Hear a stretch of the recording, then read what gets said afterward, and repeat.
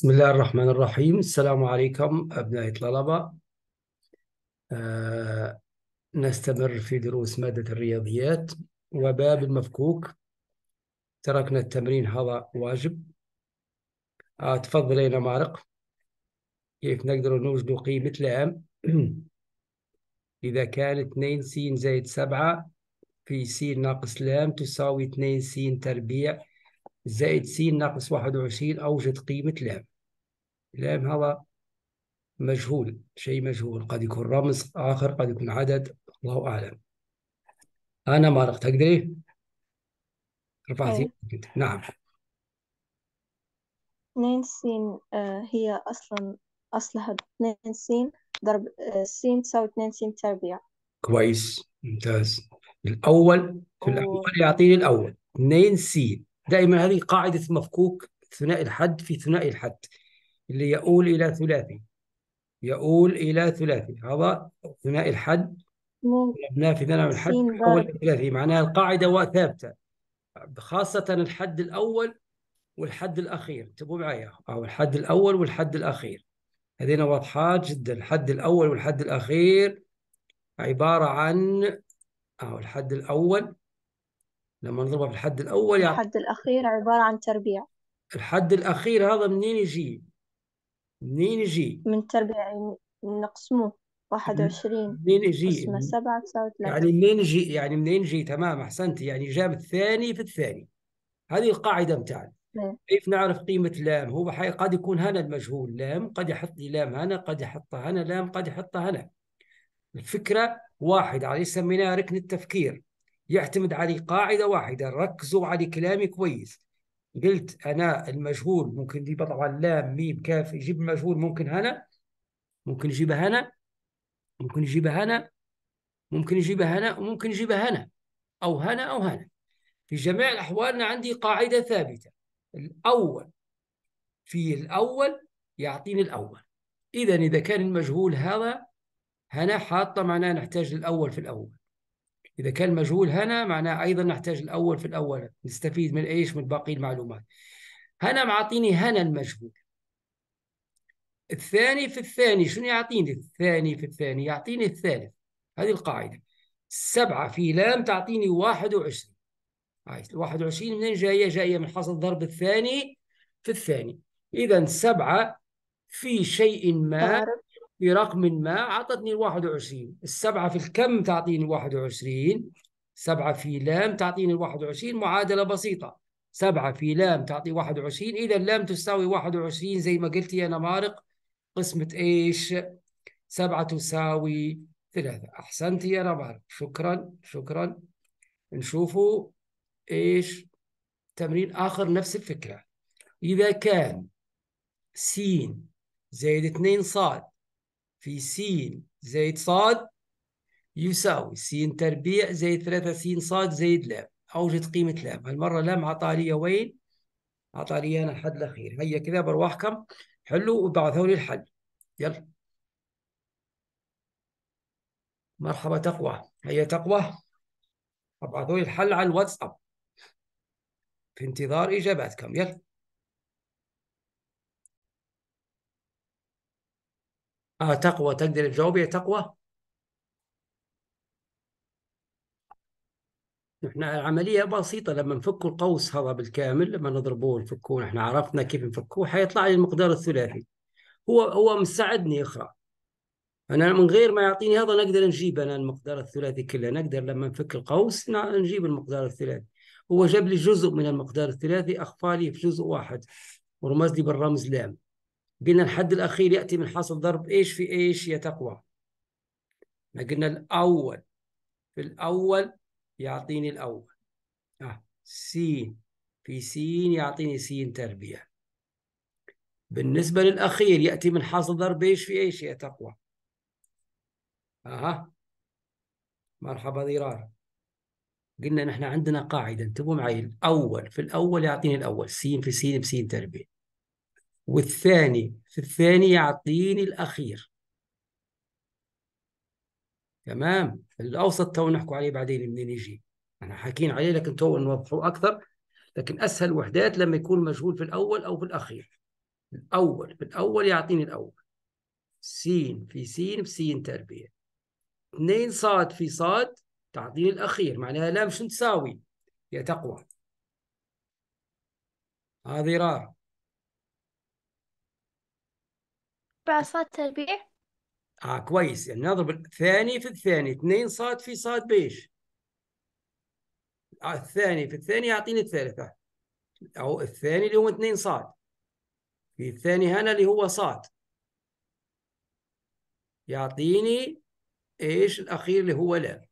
2 صاد في صاد تساوي لام، 2 صاد في صاد تطلع لي قيمة المجهول لام. 2 صاد في صاد بكم يا تقوى؟ اضربيها كده، 2 صاد في صاد 2 صاد تربيع. احسنتي، بارك الله فيك بنيتي، ممتاز. 2 صاد في صاد ب 2 صاد تربيع، اذا لام حتساوي 2 صاد تربيع. وزي ما قلنا هو حيجينا السؤال يقول لي مش اوجد قيمه لام، فان لام تساوي 2 صاد تربيع نقول له صح، فان لام تساوي 2 صاد بس نقول له غلط. واضح؟ المهم احنا عرفنا بعض الافكار اللي يجيبوا فيهن بالمفكوك، ما يجيبليش مباشره، ما يقوليش اوجد مفكوك، يجيب لي جزء من المفكوك ويخفي لي اما الاخير، ومرات يخفي لي الاوسط، مرات يخفي لي بدل الثلاثه يحط لي لام. انا يكتبها 2 صاد تربيع لكن يدير الثلاثه. لو فرضنا دار الثلاثه كلا نديروا تجربه هنا، خلينا نديروا تجربه، خلينا يا سيدي نديروا تجربه باش نفهم اخرى زياده. هي نزيدوا تمرين في التمرين. لو فرضنا هنا اللام قال لي راي 2 صاد تربيع، بعطيها لي إياه. قال لي 2 صاد تربيع هي موجودة، لكن ما كتبليش الثلاثة، كتب لي مكانها لام، فإن لام تساوي نفس الشيء. المجهول هالمرة في النص معايا، ما هوش في الأول، ما هوش في الأخير. الأول في الأول يعطيني الأول، في الأول يعطيني الأول، الثاني في الثاني يعطيني الأخير. لكن بالنسبة لي في النص منين يجي؟ تعالوا بالشكل هذا، تعالوا انتبهوا معي، تعالوا ديروا هيك، ديروا هذا، ما هي يديروا هذا، ريتوا هذه الرسمة هذه ما عادش تنسوها، ما عادش تنسوها. يعني شنو الرسمة هذه؟ يعني الثاني في الثاني، الثاني في الأول، 2 في صاد ب2 س صاد بهذا الشكل، 2 س صاد. وتعالوا هذه شو معناها؟ معناها الأول في الثاني، س في صاد بس صاد، حطوهن تحت بعض، حطوهن تحت بعض. لما يكون المجهول في النص، وهي أصعب شوية، لما يكون المجهول في النص أو المجهول خفالي للثلاثة، كيف نقدر نجيبها الثلاثة؟ قلنا تعال دي العملية هذه، الثاني في الأول اضرب الثاني في الأول، الثاني في الأول 2 في صاد ب2 س صاد، واضرب الأول في الثاني س في صاد بس صاد. وش تدير انت؟ هو تجمعهن أو تطرحهن حسب الإشارة، أنا موجب وأنا موجب، أنا نجمع 2 و1 كم؟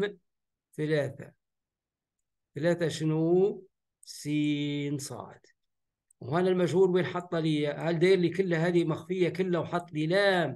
لو كان كلها مخفيه وحط لي لام معنى نقول له لام تساوي 3 س صاد، لكن هو كاتب لي منها جزء اللي هو س صاد، اخفى لي فقط الثلاثه، اذا لام تساوي كم؟ 3. وضحت الفكره؟ تمام. خليني نشوفوا مثال اخر نفس هذه، بيش ايش نتاكد انكم انتوا زيد اخرى فهمتوها. خلينا نمحو اول كتيبه بس اللي كتبناها.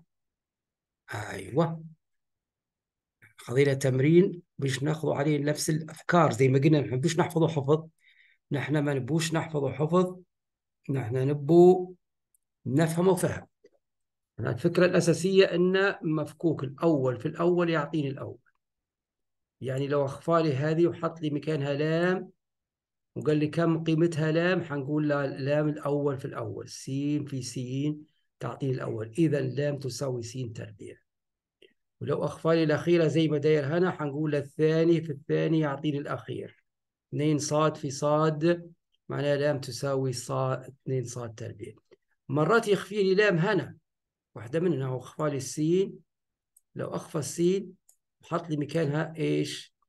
قيمتها وقال لي أوجد قيمته، وهذه طبعا ما تمتش مجهولة، أعطاني قيمتها اللي هي 2 صاد تربيع. 2 صاد تربيع. نفس الشيء كيف نديره؟ أنا لام، أنا س تربيع موجودة، المخفية هي إيش؟ السين هذه، خلينا نمحى بس.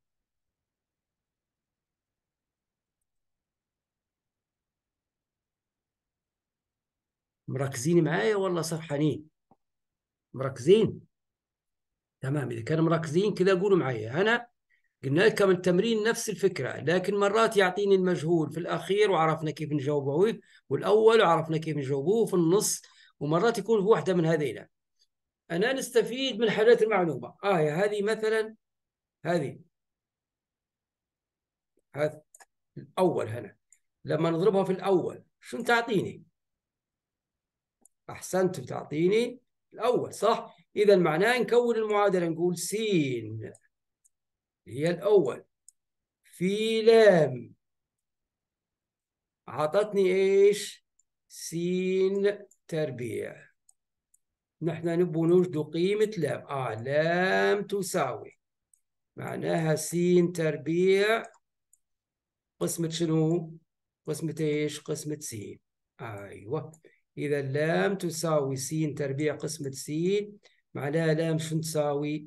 معناها لام تساوي س، وهي فعلا نحن اللي إيش؟ اللي هي كانت مشغولة. أرجو أنكم هذا الموضوع مهم جدا أنكم تفهمون. أنا عادة يتكرر في الامتحانات، وزي ما قلنا نبيكم تفهموا مش تحفظوا حفظ. أي تمارين من التمارين السابقة إذا كان فهمنا كويس نقدر ندربه برواحنا، ونقدروا إيش؟ نقدروا نجيبوا أي مجهولة. خلينا نرد على الأولات، خلينا نرد على الأولات ونشوف كم نختبركم مرة ثانية.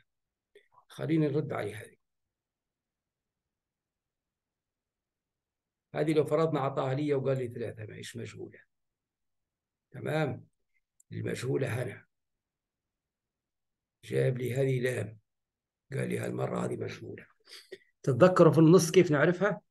اللي يقول لي شو نديروا في النص تتذكروا؟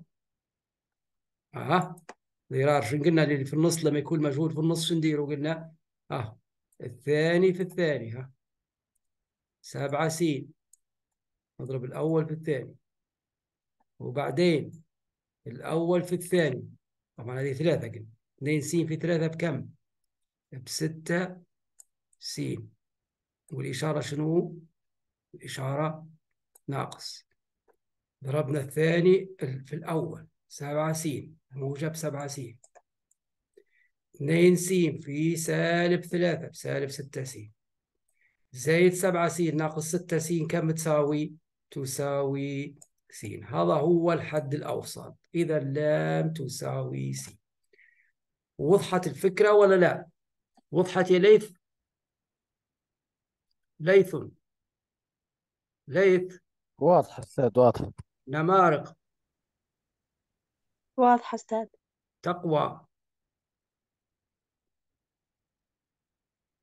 مش واضحة؟ أقول مش واضحة، مش ضروري تكون واضحة وهي ما هيش واضحة. قول لي أنت الشعر بيك، أنا نعاود أخرى نعطي مثال آخر. تقوى؟ تقوى ما تبيش ترد. واضحة. تمام. ضرار ما رأيك؟ واضح أستاذ. تمام، أحسنتم، كويس. خلينا معناها ناخذ تمرين آخر، نوع آخر. نستمر في تمارين. لاحظوا أني ما زلت في مفكوك، نبي نطلع بكم تطلعوا من المفكوك وأنتم أقوياء، ما نبيش نستعجل. تمام. خلينا هذا طبعا حليناه، وهذا حليناه. نشوف التمرين هذا. إذا كان لام ناقص باء تساوي 9، فأوجد قيمة لام تربيع ناقص 2 لام باء زائد باء تربيع. هذا فكرة أخرى شوي تختلف، لكن كلها معتمدة على فهمنا إيش؟ معتمدة على فهمنا للمفكوك. كذا فكروا وقولوا لي. هي نعطيكم فرصة بسيطة هكي، اللي يجد الفكرة يقول لي شنو يدير. إذا كان لام ناقص باء تساوي 9، فأوجد قيمة لام تربيع ناقص 2 لام باء زائد باء تربيع. أها، هذا ليث رافع يده. في غير ليث؟ هيا ليث نشوف. تمام أستاذ. هيا ليث. الحد الأول بيكون 9 في 9 اللي هو بيكون 81. ما فهمتش الحد الأول. هذا لا لا، أها. خبطت أستاذ. نعم. لا لا. كويس، فكروا بصوت مسموع. شنو علاقتنا ببعضنا؟ احنا عندنا ربط علاقات، لازم نربط العلاقات. لام قال لي هو إذا كان لام ناقص باء تساوي 9، فأوجد قيمة لام تربيع ناقص 2 لام باء زائد باء تربيع. معناها لازم في علاقة بيناتهم. شنو العلاقة بين هذه وبين هذه؟ أنا اسمها تفكير، فكر كويس. شنو العلاقة اللي تخليني إذا كان عرفت هذه نعرف هذه؟ لام ناقص باء تساوي 9، باقي لام تربيع ناقص 2 لام باء زائد باء تربيع قال لك كم تساوي؟ معناها في علاقة بيناتهم. انظروا لنا كويس، انظروا كويس وربطوا بيناتها. فكروا، الرياضيات راي تفكير. أها، شنو العلاقة بيناتهم؟ شنو علاقتهم؟ احنا درسنا المفكوك نحن. إنه القوس تربيع يا أستاذ ولا؟ لو كان لام ناقص 2 باء الكل تربيع كذا، لام ناقص باء الكل تربيع، هذا كل مفكوك تربيع. درسناه نحن ولا لا؟ نقدر نفكوه هذا؟ إيه يا أستاذ. هذا ضرار تقدر تفكه؟ نقدر أستاذ. ضرار. لام ناقص باء الكل تربيع، لام ناقص باء تساوي 9، باقي لام ناقص باء الكل تربيع نقدر نفكوها؟ ضرار. ها ضرار، ضرار وني. أستاذ. آه. ألو. نعم، إذا فكرنا هذه لام ناقص باء الكل تربيع، خذيناها واجد نحن، خذينا فيها 80 هلبة واجد بالكلمة لحد. كيف نفكوها هذه؟ تذكر ولا نذكرك؟ ديروا نذكرك؟ قوسين أستاذ. لا يا حبيبي، لما يقعد لام ناقص باء قلت لك كم قوس واحد مرفوع لا بثلاث تنزل لام تربيع تحول. وباء تربيع، لام تربيع ناقص باء تربيع. لا ضرار، ريتك ضرار انت، ريتك ضرار. ما ينفعش ناخذ حاجه وبعدين ننسوها ضرار. قلت انا اكثر من مره وراجعوا مره اخرى، ما تعتمدوش فقط على الحصه. قلنا اي قوس ثنائي مرفوع بأس تربيع يتحول الى ثلاثي. اي قوس ثنائي مرفوع بأس تربيع يتحول الى ثلاثي. شنو هو الثلاثي؟ القاعده مربع الاول لام تربيع، مربع وبعدين الأول في الثاني في 2. نسيتها يا ضرار؟ الأول في الثاني في 2، صح ولا لا؟ تقعد شنو؟ ناقص 2 لام باء. ريت يا ضرار؟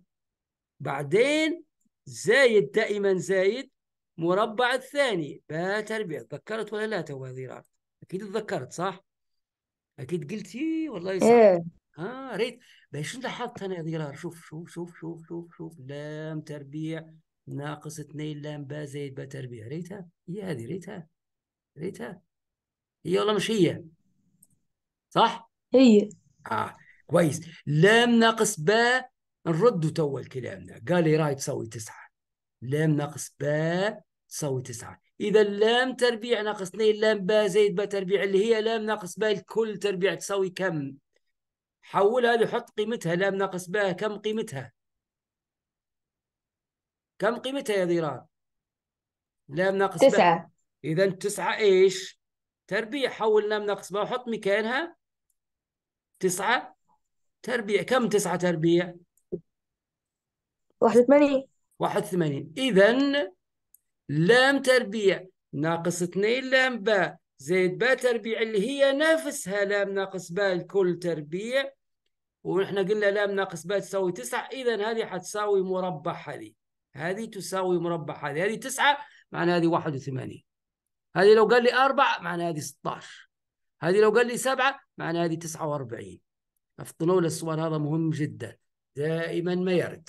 واضح؟ نعاودوه مرة ثانية، نعاودوه بعد ما إيش نمحو اللي كتبناها باليد. ركزوا شوي لأن في أشياء ناخذ فيه ونلقوا فيكم ناسيينهن ونحن كررناهن أكثر وتأخرنا نحن واجد زي ما شفتوا بأرواحكم. فنبديكم شوية الحاجة اللي تاخذوها ما عادش تنسوها. إيش اللي يخليكم ما عادش تنسوها؟ وهو كثرة المذاكرة. حلوا تمارين. قلنا لام ناقص باء تساوي 9. هذه المعطيات، هذه المعلومة اللي أعطاها لنا. وبعدين احنا ربطنا قلنا لام ناقص باء الكل تربيع، نحن عارفينها نقدر نفكوها. لما نفكوها شو تساوي؟ تساوي لام تربيع ناقص 2 لام باء زائد باء تربيع. إذا هذه هي هذه. كويس. هذه 9. إذا هذه عبارة عن مربع 9 تساوي 81. السؤال هذا ممكن يجيب لي معكوس، يقول لي إذا كان لام تربيع ناقص 2 لام باء زائد باء تربيع تساوي 81 فإن لام ناقص باء تساوي نقط، صح؟ هنقولها 9. أو حنعطي مثال. نعطي مثال. إذا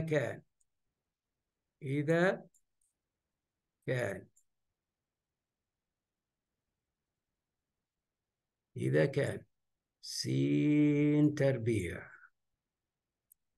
ناقص 2 س زائد 1 يساوي 64 فإن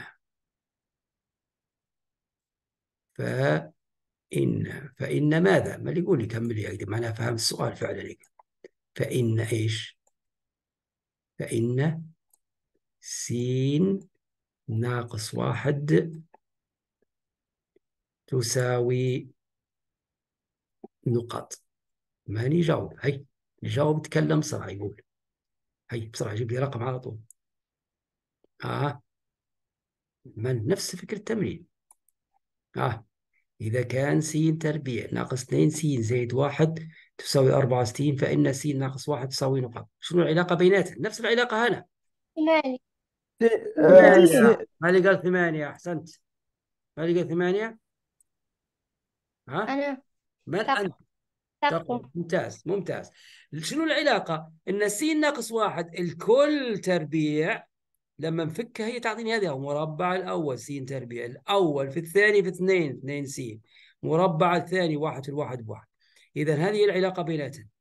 هذه هي مربع. هذه س ناقص 1 الكل تربيع أعطتني 64. هالمرة العكس، نحن ما نبوش التربيع، نبو س ناقص 1 بس. معناه نجيب الجذر التربيع إلى 64.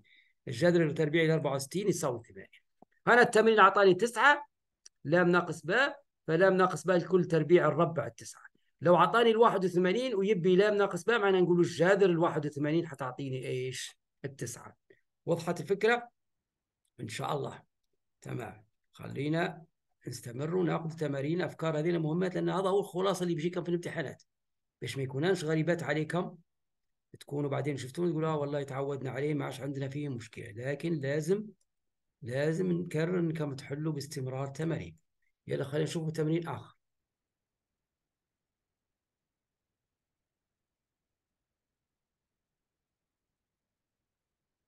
إذا كان ألف زائد ميم تساوي 7 أوجد قيمة ألف تربيع زائد 2 ألف ميم زائد ميم تربيع. أكيد توجبوها بسرعة.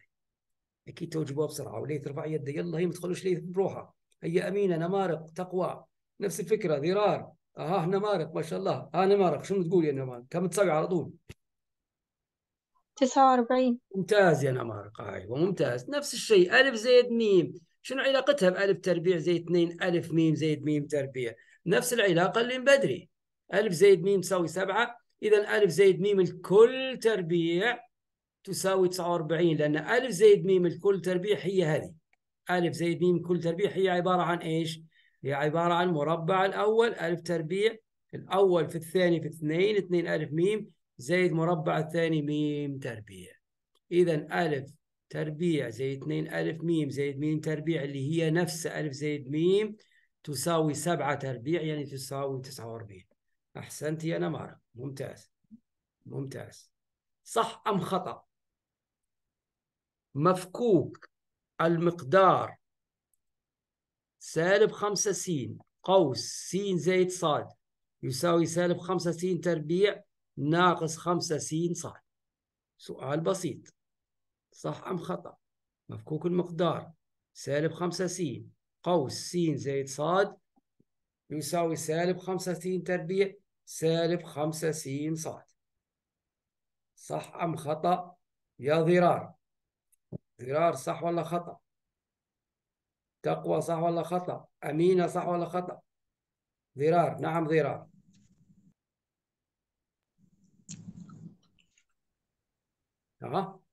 هذا كيف نفكوه لما يكون عندي حد واحد مضروب في قوس؟ هذا بسيط جدا، أو نضرب في الأول وبعدين نضرب في الثاني، صح؟ سالب 5 س في س بكم؟ هل فعلا سالب 5 س تربيع؟ ضرار. ضرار. سالب 5 س. كيف 5 س تربيع تطلع؟ مظبوط. وبعدها نضرب في الثاني، سالب 5 س في زائد ص، هل هي بسالب 5 س ص؟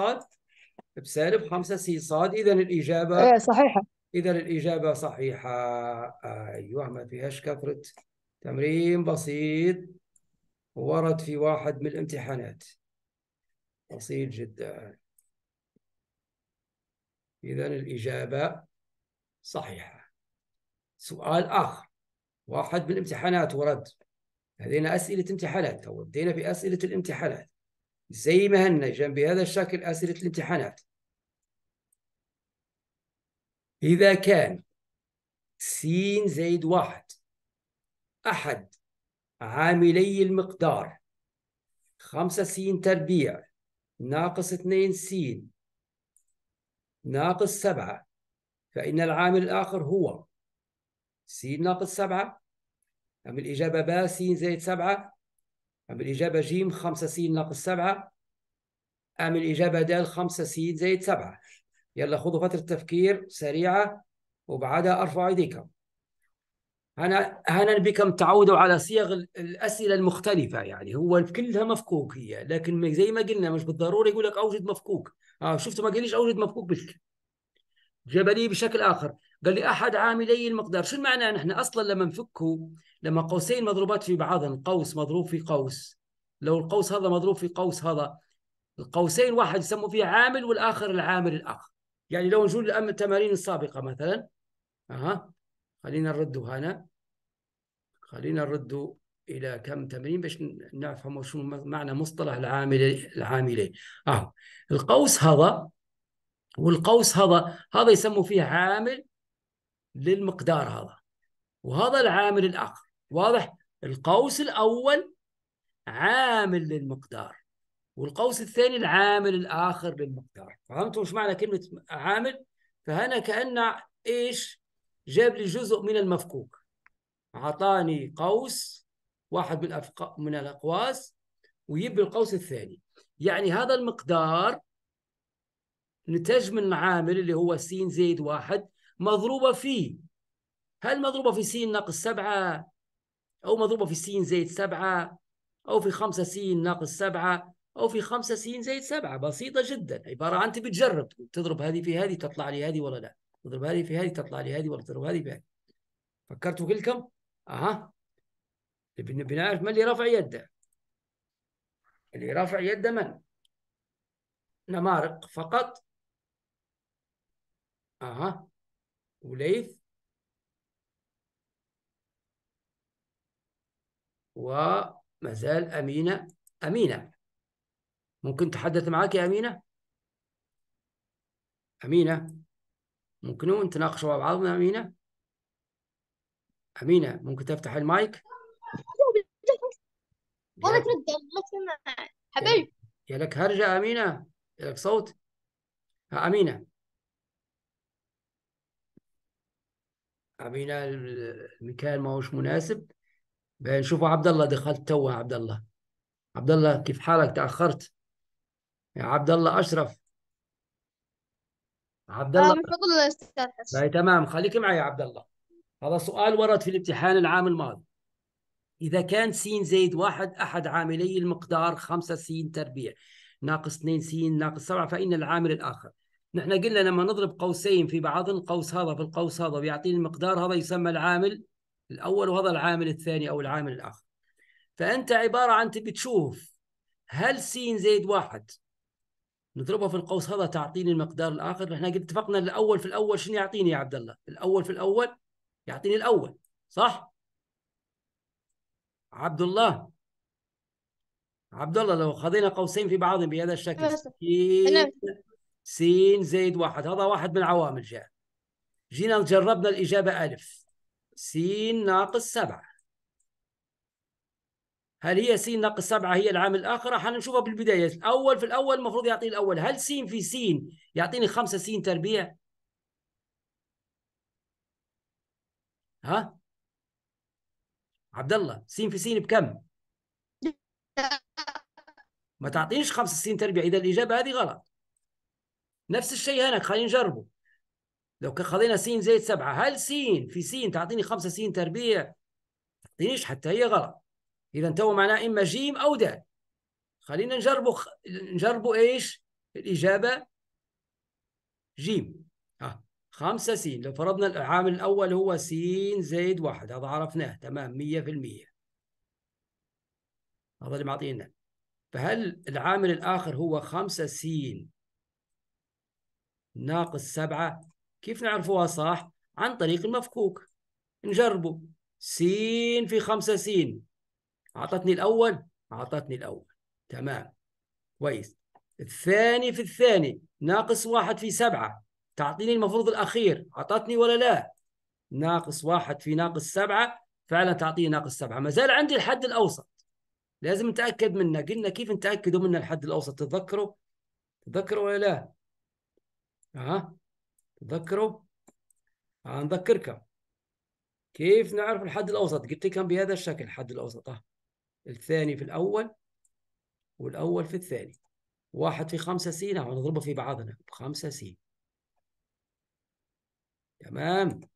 وبعدين الأول في الثاني س في ناقص 7 بناقص 7 س، بالإشارات اضرب بناقص 7 س زايد 5 س ناقص 7 س، نطرح ونضع إشارة الأكبر. ناقص هي إشارة الأكبر، 7 ناقص 5 2 س، طلع عندي ناقص 2 س. هل هي نفسه؟ هي نفس الحد الأوسط. إذا تأكدت منه فعلا. الإجابة الصحيحة هي الإجابة جيم. أو الأول في الأول أعطاني الأول، س في 5 س أعطتني 5 س تربيع. والثاني في الثاني 1 في ناقص أعطتني الثاني، أعطتني الأخير سالب 7. والحد الأوسط منين جاء؟ بهذا الشكل. قلنا الثاني في الأول زايد 1 في 5 بزايد 5 س، س في ناقص 7 بناقص 7 س، بعدين نجمعهن أو نطرحهن حسب الإشارات. هنا الإشارات مختلفة، طرحنا 7 ناقص 5 2 وإشارة الأكبر ناقص 2 س هي نفسها. إذا الإجابة جيم هي الإجابة الصحيحة. تمام، أرجو أنها تكون وضحت. ونكتفي اليوم بهذا القدر. تو نعطيكم واجب آخر أو تمارين بيش تحلوهن وتتدربوا عليهن. إذا نحن عندنا هذه الأول ريتو في الأول 5 س في س ب5 س تربيع. هذه الإجابة على طول خرشينا به. ولو جينا فكينا بالتصوير البطيء حنقوله 5 س في الواحد ب5 س، وناقص 7 في س بناقص 7 س، وناقص 7 في الواحد بناقص 7. لو كان حليناها بالشكل هذا، لو كان فكينا فك كامل، هيطلع لي مقدار رباعي. هذا حينزل زي ما هو، و5 س ناقص 7 س تساوي ناقص 2 س وناقص 7 س. هل هو نفس الأصلي اللي هذا نفسه؟ إذا الإجابة جيم هي الإجابة الصحيحة. أرجو أنها تكون وضحت. بإمكانكم تعاودوا إيش الفيديو مرة ثانية. هذا حيكون عندكم واجب مستطيل برضو ورد في امتحان العام الماضي. مستطيل بعدها 2 س زائد 3 وس ناقص 5 ووحدة طولية تكون مساحتها. ما لهمش علاقة بكلمة وحدة طولية ومساحتها، وكل علاقة كل الحكاية بالمفكوك. شو مساحة المستطيل؟ الطول في العرض. طوله هم بعداه اللي هم طوله وعرضه. طوله وعرضه معناه نبي نضرب الطول في العرض تعطيني المساحة.